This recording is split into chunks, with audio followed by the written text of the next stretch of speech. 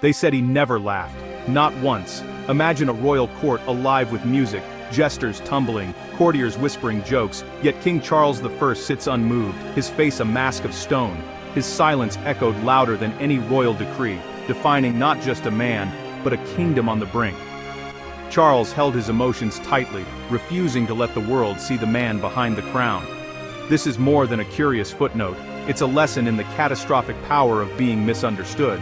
His opponents painted him as cold and detached, his silence seen as contempt, his solemnity as tyranny. The legend of the unsmiling king became a symbol of a ruler out of touch with his people. But was he truly devoid of warmth, or was his public face a shield against the crushing weight of the crown? The whispers in Whitehall became the shouts of his enemies in London. This was not just a personality quirk, it was a slow-burning fuse that would ignite a civil war. The story of Charles begins not with a throne, but in the quiet corners of a royal nursery. A boy who learned too early that to be king, one must be impenetrable. This lesson shaped every decision he made, building the walls of his palace and the resolve in his heart. The tragedy of Charles I is the tragedy of a man who believed showing emotion was weakness, and in doing so, lost everything. His silence was not just an absence of sound, but an absence of connection. Why does the story of a king who never laughed still matter? Because it's about the need for connection between leaders and the elite. Charles's reign is a warning about the perils of emotional distance. He saw himself as a father to his people, but ruled from afar, never showing empathy.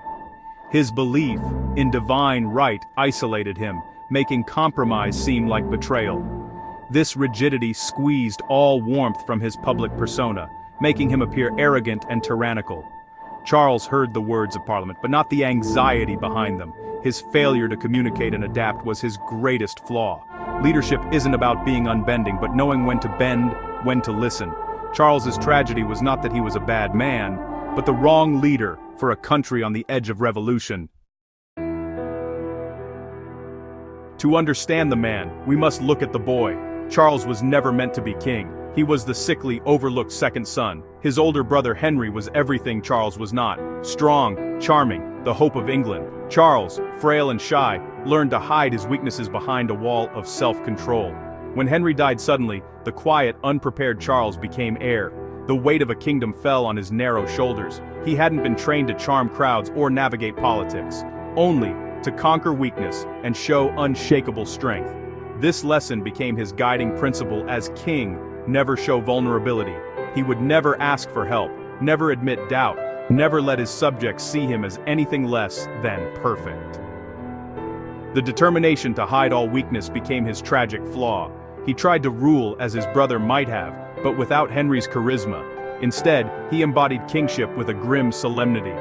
The lesson learned in childhood to conceal all vulnerability would shape his reign and doom his rule. Charles's strength became his undoing. The boy in the shadow became the king behind the mask. In 1625, Charles ascended the throne, replacing his father's chaotic court with rigid formality. He demanded order and reverence, banishing the revelry and accessibility of previous monarchs. The king moved through his palaces with unapproachable dignity, unsettling the aristocracy. His court became a place of whispers, his presence cold and remote. Charles's short stature was masked by an aggressive assertion of royal status, served on bended knee, rarely making eye contact. Portraits showed a man of gravity and sadness, a king of ice and ivory. This deliberate separation eroded the bonds of loyalty between monarch and people. When conflict arose, there was no goodwill to draw upon. Parliament saw not a negotiator but a cold autocrat. The public believed the worst of him. His lack of laughter and refusal to engage became a political strategy that backfired. Isolated and vulnerable, Charles's coldness left him exposed as rebellion gathered. The king's distance would cost him dearly. Charles's reign was defined by his unwavering belief in the divine right of kings. He saw Parliament as subordinate, meant to advise and fund his rule, not challenge it. When Parliament resisted, he saw it as rebellion against God's order. After bitter clashes, Charles dissolved Parliament in 1629, beginning 11 years of personal rule. He raised money through unpopular taxes and revived old fines, fueling national resentment. People felt taxed without representation, their liberties violated. The silence of the court was matched by growing discontent across England. The breaking point came when Charles tried to impose a new prayer book on Scotland, sparking rebellion. Forced to recall Parliament, he faced a body determined to end his autocratic rule. The stage was set for a final tragic confrontation. The Cold War between king and Parliament was about to turn hot. Charles's belief in ruling alone would lead to his downfall. Beneath the unsmiling king was another Charles, a man of taste, piety, and deep love for his family. He was a passionate art collector, finding solace among masterpieces. His private letters reveal warmth and affection for his wife and children, a side the public never saw.